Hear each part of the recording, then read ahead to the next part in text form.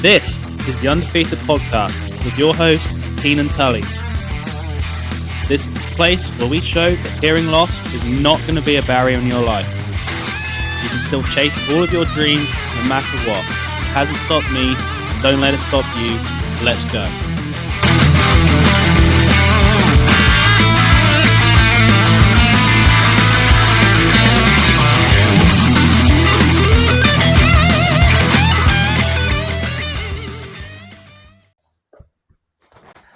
Okay, so Dr. Michelle Hugh, thank you for joining me today. It's been a while trying to get this one booked, but I'm glad we finally get to meet. This is going to be fun. Thank you for having me. Finally. Yeah, absolutely. So I think most people in this industry probably have heard of you because you have a very big following on social media, which is great. So, but for those who may not know who you are, could you share your story, your personal story, and your background as well? Yeah, thank you, Keenan. Of course, there are going to be people who haven't heard about me, and I'm happy to meet them. I'm happy to connect. I am a pediatric audiologist, and I happen to be hard of hearing myself. I was identified with mild hearing loss when I was around 3 years old, and my hearing progressed probably every couple of years. My threshold got worse because of something called enlarged vestibular aqueduct and Pendred syndromes. So my hearing aids would need to be reprogrammed. My hearing aids would get bigger. Eventually, I became profoundly deaf in both ears and technically or audiologically qualified for cochlear implants. But because of technology not being, it didn't make my parents feel confident yet. And because my parents thought I was doing quite well in school, they chose not to implant me. And I actually found out about them myself when I was in graduate school to become an audiologist. And I said, "Hey, Dad, I learned about this technology that might be an option for me." And he said, "Oh, yeah, we've known about this. We just weren't sure about it. But if you want to explore that as an option, let's go ahead. You're under our insurance, 1 or 2 more years. Let's do it if that's something that you feel like is a good opportunity for you." So I actually got my first cochlear implant when I was in school to become an audiologist. And then the second one when I moved out to San Diego for my job at the Children's Hospital. So here I am now. I'm bilaterally cochlear implanted, but I am learning ASL with my family. I've worked with children, parents. I also work with adults too. I currently precept students at the local university here, and I am a very happy and very, very busy owner of Mama Who Hears, which really just started as a social media account where I wanted to share and connect with people, but it's just blossomed into a community. I've created my online course to help hearing parents of deaf children figure out what to do, how to navigate that journey. And we've got fun merch. We've got a community. We've got so many fun things and resources. I offer tons of free resources on my website, such as I just got this one. Let me get it for you. Where did I put it?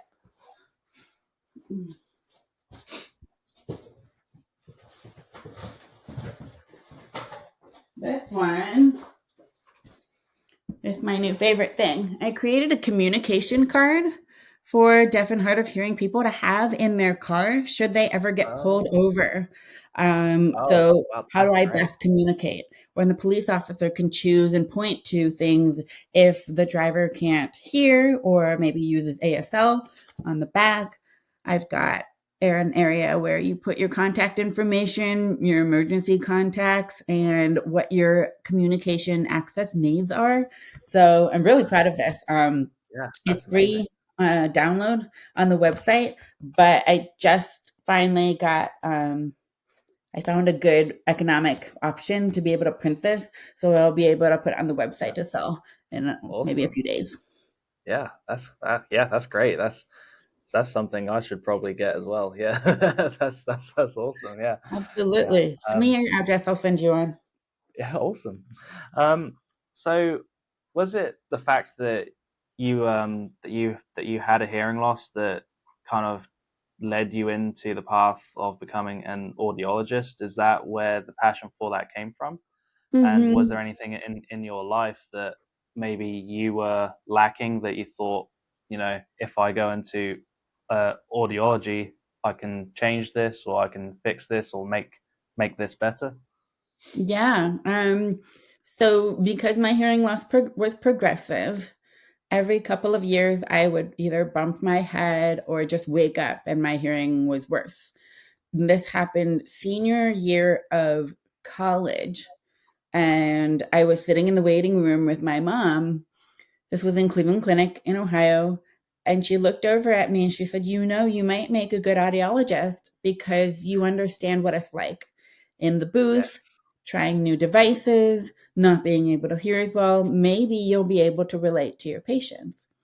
And this was awesome because I was a senior. I'm like, I don't know what I want to do. I'm taking LSATs. I'm studying for, maybe MCAT. And like it's kind of getting late, but I knew I wanted to go into some kind of healthcare field or a field where I could help people. And this one allows me to optimize my whole entire life. Most of my yeah, experiences I can draw from, if appropriate, with patients. Now, I don't tell yeah. patients right off the bat that I'm hard of hearing unless it's very clear that I won't be able to understand them. Then I Right. will say, I'm hard of hearing. I just need you to, face me when you talk, or if you could please speak a little bit louder. But I started my online community and I was getting all of these questions coming up from parents, from peers. What do I do? How do I wake up when my, baby cries in the middle of the night? What is, elementary school going to be like for my children as they grow up? Because here I have my little baby. I'm getting evaluations, potentially getting amplification if we want to. And I also realized in creating that community, I'm at a wonderful hospital. We had 18 to 20 audiologists at a time, and our patients are receiving top of the line care. Not everybody has a chance to have that. And we're Mm, seeing some patients coming in not prepared for their appointments or having no idea what just happened and having difficulties absorbing that information. That's when I created my course. This way, parents and families can watch my online videos in the comfort of their own home, even laying in bed if yeah, they want to, on the phone.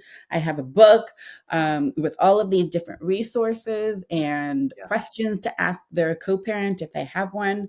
And I really think it starts to give the parents the gives the parents more control back. They can Mm, go in confidently and question their audiologist. What about this type of hearing aid? Is it appropriate for my child? How do we choose which communication mode is best for our family? Visual language is always going to give a child access to language, but I want to do some kind of hybrid of both. How do we get to that decision? But first and foremost, how do I give my child language or any kind of means to communicate?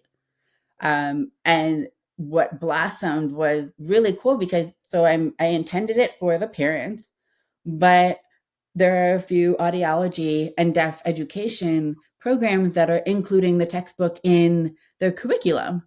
So it's like, mm, oh, now I'm changing audiology at the roots of it. When the yeah, students or audiologists to be are learning in school. yeah, So I'd like to think that um, maybe the standard of care is raising a little bit more, and mm, also the empowerment of the parents, empowerment of the patients to go in, because audiologists, we don't have to be the gatekeepers of the information right, of what's out there. Video right. YouTube videos like Dr. Cliff. He's educating on different types of hearing aids, different opinions on this or that. And Yep, I'm doing very similar, maybe a little bit more geared to pediatrics or peers.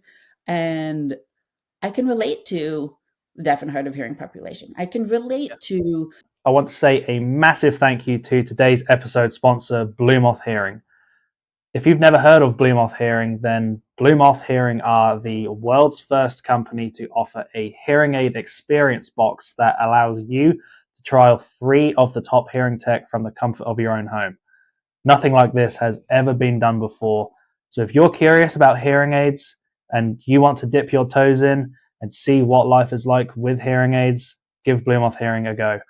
I have a $50 off coupon code as well for the hearing aid experience box. I will leave that in the description in the show notes. Go and give Blue Moth Hearing a try. They are a truly amazing company. Somebody who's lost their hearing later and they're just frustrated. That doesn't sound how I want it to sound. How do I communicate that with my audiologist?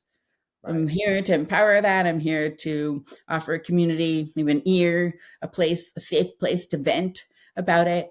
So I get teenagers coming in sometimes. They say, Michelle, I just wish my devices were invisible sometimes. And I said, absolutely, I've been there. So you can love your devices and you can still be frustrated with them. Like, oh, why are my batteries dying so fast? Or oh, it keeps cutting out in the summertime when it's hot and humid. I'm so Right. sweaty. Or Yeah. I hate how the ear I have mold that gets in problem. my ear. Yeah. Yeah. Wow. So was there any like did you feel any kind of pushback from wanting to pursue a career in audiology, being hard of hearing yourself? Because especially, okay, I guess it's kind of the reason why I started my brand and doing this podcast is I found that so many people just felt like they weren't able to, go and chase their dreams, go and do what they actually wanted to because of uh, their their their hearing loss. But you actually managed to flip that into a positive and actually have used it to help you in your Mhm. career, which is awesome. Yeah. Thank you. I think that my parents have told me I've always been pretty positive. Hmm. Like, oh, this situation sucks, but what can we do with it? How can we Yeah. make it fun? I think that I definitely had a hard time in graduate school with listening to other people's devices, with doing speech testing. When Right. you're saying, say the word baseball, say the word cat, or, more words, especially in noisy situations. Those Hmm. absolutely were difficult for me. And I had to figure out what's going to work for me, um, so that I can get a good, accurate evaluation completed for that patient. Because this isn't about me. I need to figure out a Right. way where I can provide the best quality service for patients. Um, I was kind of lucky. The school where I went to had already had 3 people with hearing loss go through their audiology program. So they kind of paved the way for me. I didn't have anybody tell me, I don't think it's a good idea for you to be an audiologist, but they did. Karen, Carrie, and Stacy, they went through the program and they had heard from others it wouldn't be a good idea for you to be an audiologist. So I feel very blessed and the path was already paved. And a lot of the times audiologists say, wow, you have the ability to relate to your patients. You Hmm. have the ability to put in layman terms what it's like for them so that we can understand a little bit better. Most audiologists are hearing. They've never been in Right. that situation, and they can play as many, video or audio simulations, but Hmm. until you're in those shoes, it's hard to understand what it's really like. How Yeah. you can you can put earplugs on or play lots of noise and say this is kind of what it's like, but they have an end to that. We don't. You and I, we don't. We understand. This is the life we live, and we can dwell on it. We can play victim, or we can just see how we want to live our life powerfully and have fun with it. Hmm. Hmm. Do you feel like I was speaking to a doctor 2 or 3 months ago, and he was saying that um, he believes that there's a higher chance of success of people actually uh, continuing to wear their hearing aids when you build that personal level. that personal connection with the patient? Do you feel that because you are yourself uh, have a hearing loss, do you feel that helps to build that kind of personal relationship with your patient, and then that kind of helps them to uh, continue on with with the whole process? 100%. Of course, I've had patients who have decided, nope, this device isn't for me. Right. But children and parents, especially, or peers, they love to come to me and say, you get it.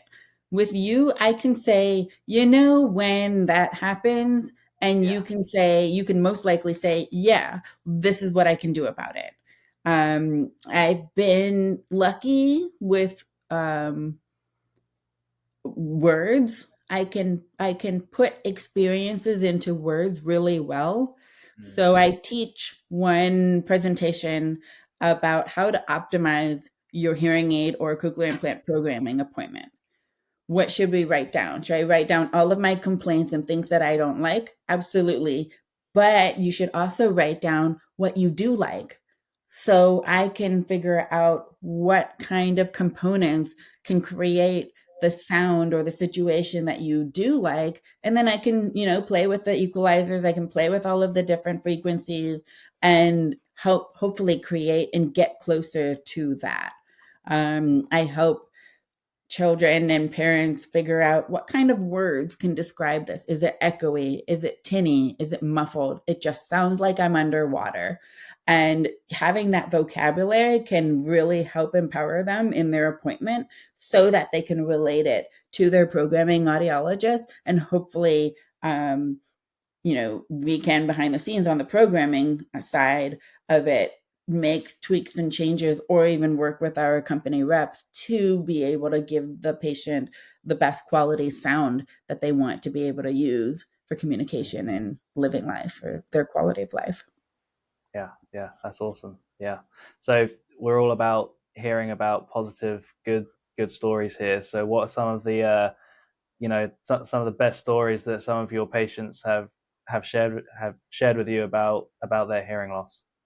um a heart-wrenching one was when a mom, she saw that I was engaged and she started crying. I'm like, what's going on? She said, it means my child is going to be able to be loved, like to be able to get Oh, married and have children. And it broke my heart because, of yeah. course, he's going to, Uh-huh. Uh-huh. but that's where parents, mostly hearing parents of deaf children, don't know that all these unknowns, like Yeah. will they be able to? Because they don't understand the disability. They don't understand, or all they see are limitations. Hmm. I've had a patient that, for whatever reason, I wore my hair down for so many appointments. They never knew that I utilized devices myself. It just never came up until later. And she saw that I had cochlear implants on, and she said, "Hey, wait a minute! I've been a candidate, and I just never wanted to do it. You have one? Can we talk about this?" She went on to attend an Ivy League school, had a Wow. huge part in our county system with like environmental services, and knows like 3 or 4 languages. So it's really cool. I feel kind of Wow. like a first grade teacher. I'm just only using that analogy because I'm still friends with my first grade teacher. But she'll come back to me and share with me her triumphs and her Yeah. achievements and accomplishments. And I love it because when you find a good audiologist that you can connect with, Hmm. hold on to that because they really are a long term, professional or provider that becomes your family, and you Yeah. share, you share triumphs, but you also share the frustrations, of course, and we get through life together. I've had Hmm. maybe 7 or 8 years old. They got a new device and they came in their next appointment. All of these sounds that they could hear written down Wow. in their 7-year old, handwriting. Yeah. And it was like, I heard the popcorn maker. I heard the tennis ball can opening. I heard the car go vroom. Yeah. I heard, oh gosh, like what was it? Water on the roof, rain on the roof, Yeah, yeah, and all these little sounds that I think hearing people take for granted very often, yeah. and just Hmm. like Yeah, appreciation of life. So, yeah, yeah. yeah. I stopped wearing my hearing aids for about 7 or 8 years when I was 14. Okay. Um, and I remember putting them back in again after not wearing them for so long, and I just couldn't believe everything that I was missing out on. I just couldn't believe Mhm. it. So that's really what I try and share with people is like you don't know what you're missing until I don't know you what you're hear missing. hear hear what you've been missing. It's Mhm. really is crazy. Yeah, You really yeah, don't know what you're missing because it's not hanging in midair for you to see. right. Like if you Yeah, don't see something, you can't read something, you know you have yeah, to go to the eye doctor. If you yeah, don't hear yeah, something, you're like, "What? I didn't hear it. Prove it to me that yeah, something else was said." Why yeah, did you take them yeah. off? Was it peer pressure Um, or just yeah. So yeah, I was 13 or 14, and my teacher told me to take them out because they were distracting other students. And so I was just doing what the teacher told me to do. I didn't have the guts to kind of stand up for myself, And so after that, I was just so you know worried about wearing them and thinking that like you know people think I'm stupid for for wearing these, and what are people going to think of me? And so I just stopped wearing them, and then I kind of got to the point where I was like, I can't let this keep on holding me back from doing what I want to do. So I started wearing them again. So yeah. were they causing feedback or what? Or were people just looking at them? No, I think it was like students just l- looking at them because they've probably never seen them before or something, maybe. And so I honestly, I've no idea. I didn't say anything to the teacher You just after did what that. you I were just told. did what he told me to do, and then thought that is it a bad thing to be wearing hearing aids? Like I had no idea. I was 14, so I didn't had no clue. So yeah, I always I know. equate putting hearing aids or cochlear implants on as like opening the door in The Wizard of Oz. It's all colorful. Again, you have Yes. access to all of that stuff and all of Yeah. that sound, all of the details, and but hearing aids or hearing devices aren't for everyone. So you Right. choose powerfully either way. But I'm glad that you realized and started doing your own thing, and instead of Yeah. just going with the flow of what a teacher or somebody of older or I don't know Right. higher regard would have Right. recommended, because you know what's Right. best for you. You Yes. know what you at that point you knew what you were missing. Yeah. Exactly. Yeah. Yeah. I mean, I could have easily, just listened to him, uh, for the rest of my life, and but then I just started telling myself lies that hearing aids are bad for you and stuff, and then it wasn't until two 2 or 3 years ago that I realized like this doesn't have to be a bad thing. This Mhm, can be a good thing, and it can actually help me with my career, with my life, and everything. And now I'm using it to help other people as well. So yeah, it's great. So mhm. yeah. Um, Is hearing healthcare easier or more difficult in the US versus the UK? um,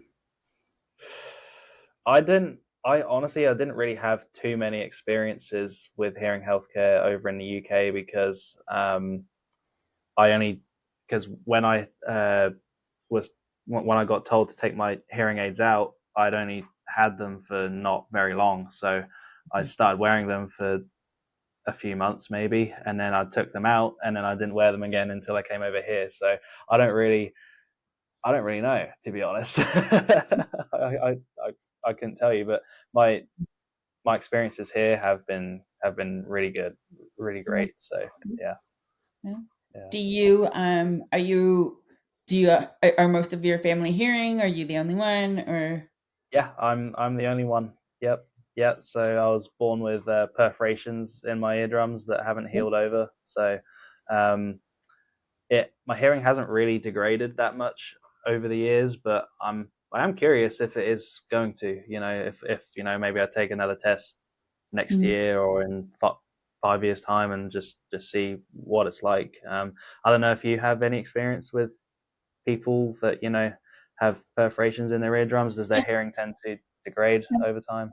Yeah, absolutely. Well, necessarily degrade over time. So there's a maximum of conductive type of hearing loss that you can have. So if you're at that point where your nerves are still fine, but it's solely your eardrums or the bones or some kind of Mhm. physical blockage in there, it could fluctuate a little bit, like with ear infections.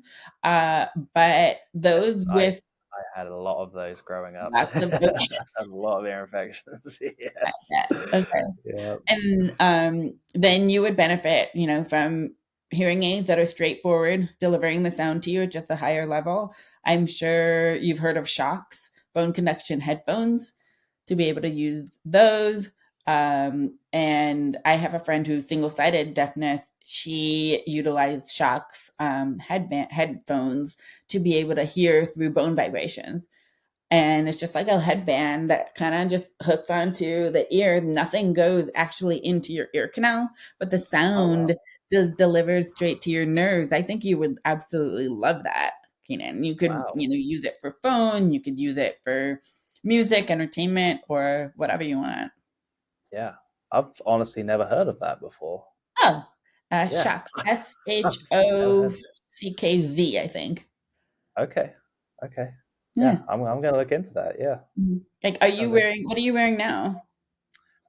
I wear but behind the ear devices right now, so Okay. they're super discreet. You can't even tell that I'm wearing them. So I know. I was like, super does he have them? yeah, I do. Yeah, so very, very, very discreet. So that's what I love. I'm not, Mhm, I don't really like them to be big and on show. But I mean, I guess everyone is different. mhm. Some people love the really bright and colorful ones, and they love to style them and stuff as well. But I like to keep mine quite Just hidden. great. So Yeah, your choice. Like, I yeah, have black as the base, and that's where I yep. kind of utilize every day. But if I want to show them off, I do have colorful ear molds. I do have like stickers and stuff that I could put on it. But what I love is that I have that choice. hmm hmm Because Yeah, yeah.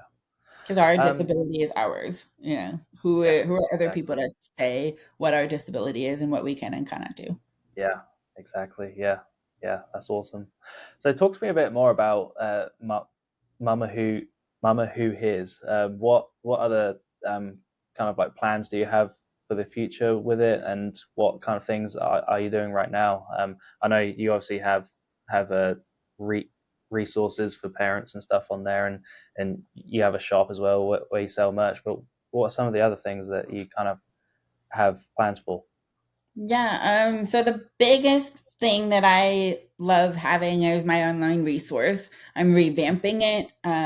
Hopefully going to make it more available to all families, all students, all chapters, Hands and Voices chapters, or whatever nonprofits around the US.